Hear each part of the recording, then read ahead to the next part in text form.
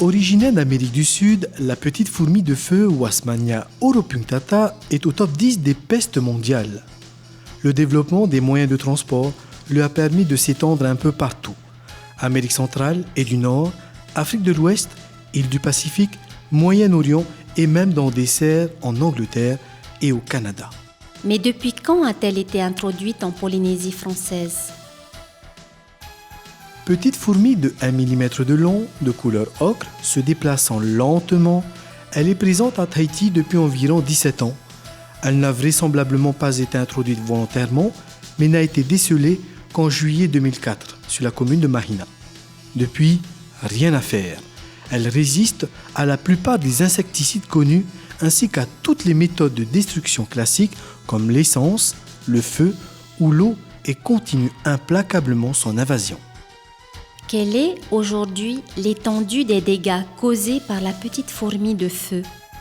Aujourd'hui, la petite fourmi de feu a colonisé plus de 500 hectares sur Tahiti, soit près de 40 colonies connues entre le PK18 à Papen'o et le PK18 à Punaauia.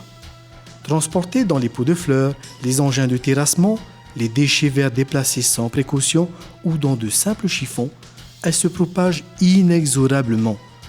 Son mode de vie, sa capacité à se reproduire et son agressivité en font un ennemi redoutable pour toute espèce vivante.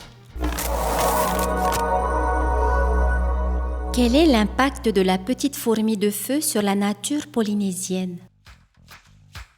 La petite fourmi de feu vit dans des zones humides, de préférence sur des plantes grasses ou à feuilles lisses. Elle y élève des pucerons qui provoquent le noircissement des feuilles, un ralentissement de la croissance des végétaux et une dégradation de l'environnement.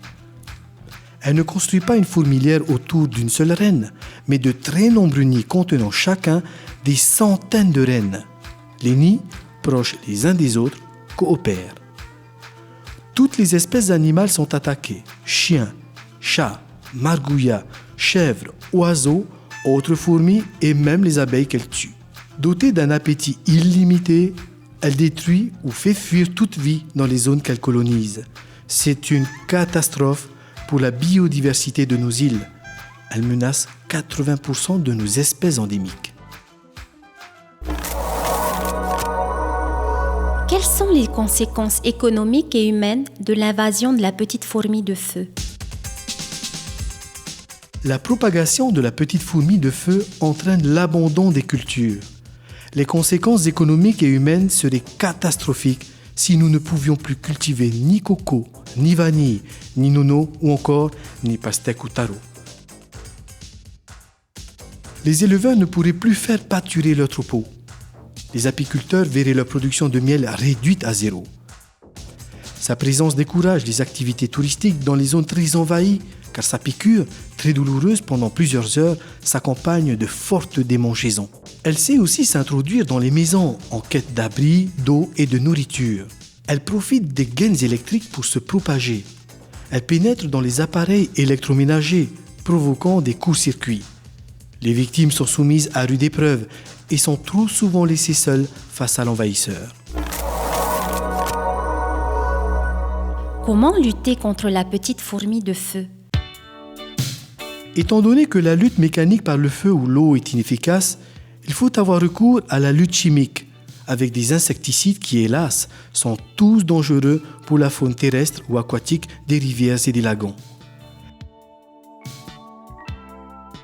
Les différentes phases de l'action contre la petite fourmi de feu sont la localisation, les traitements, le suivi, l'information et la sensibilisation de la population.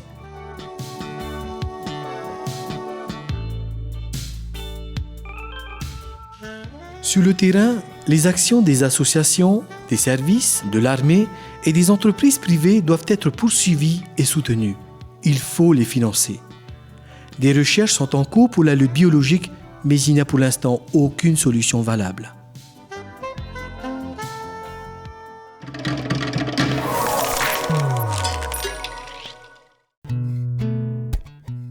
Choisis la bonne réponse.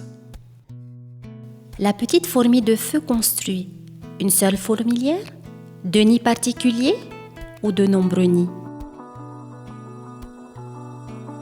Souviens-toi, elle construit de nombreux nids, chacun avec une centaine de reines.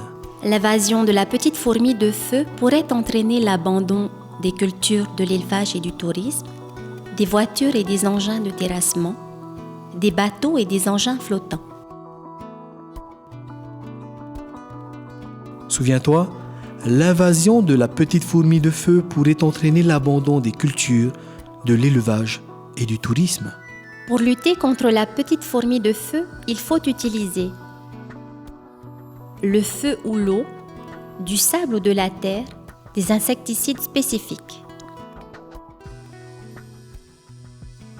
Souviens-toi, pour lutter contre la petite fourmi de feu, il faut utiliser des insecticides spécifiques.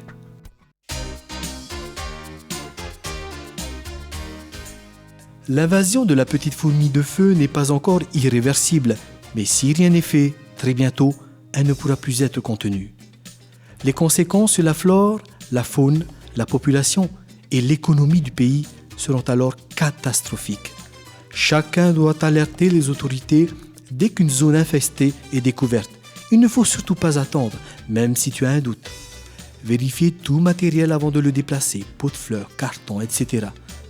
Pas d'expédition dans les îles sans traitement phytosanitaire. Telles sont les précautions que nous devons prendre pour éviter sa propagation.